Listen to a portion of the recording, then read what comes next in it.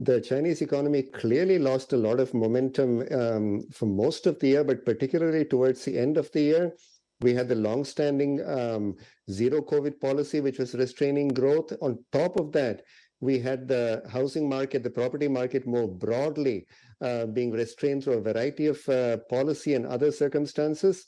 And then we had the disruption with the end of the zero COVID policy, all of which I think are still going to hold back growth in the first quarter of 2023. And after that, we're going to have some recovery.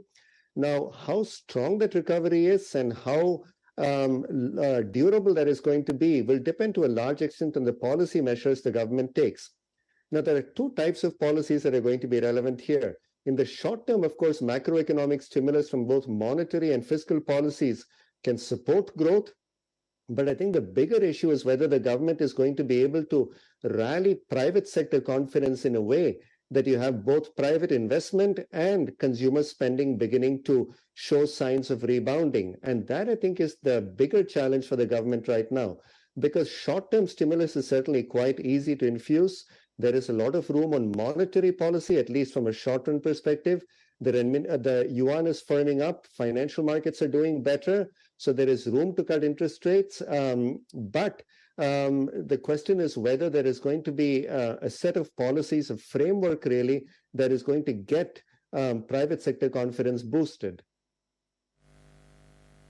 Do we already have indications that the government is moving in that direction and starting to step back from trying to keep a very tight grip on the private industry, private sector? Now, there are many people, including myself, who were quite concerned towards the end of last year that there might, in fact, be a tightening up of control over the private sector, a shift towards a state-dominated economy, which could have very significant effects on a number of things that China wants to achieve.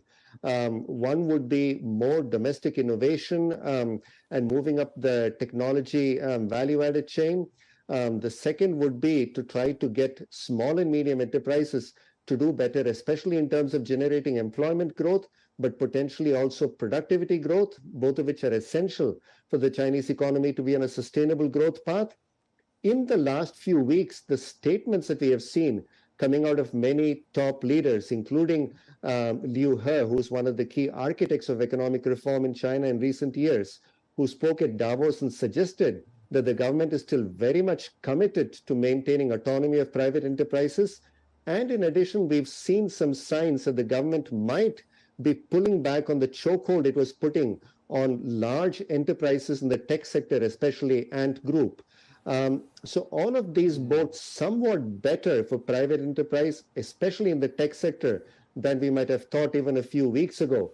But I don't think they're quite enough yet to inspire the sort of confidence that is necessary for domestic investors as well as foreign investors to step up.